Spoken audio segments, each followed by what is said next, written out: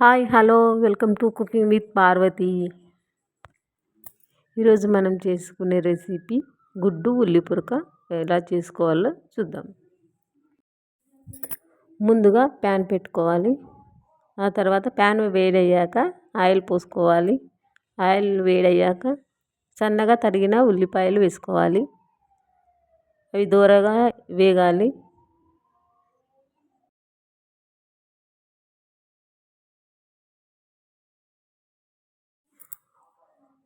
ఆ తర్వాత కచ్చపచ్చగా దంచిన అల్లం వెల్లుల్లి పేస్ట్ వేసుకోవాలి.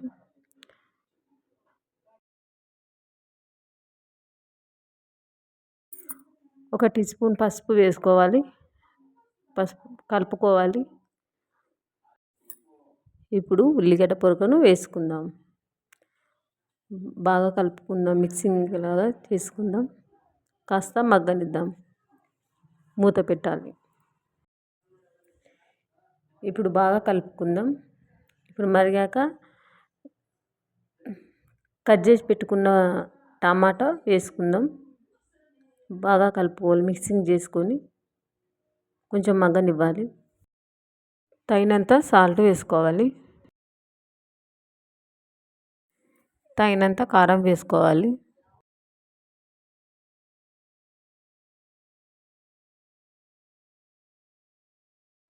కొంచెం మగ్గాక 2 గుడ్లు పగలగొట్టి వేసుకోవాలి. మూత పెట్టి కాస్త మగ్గనివ్వాలి. మనం వేసుకున్న ఎగ్స్ విడివిడిగా కలుపుకోవాలి.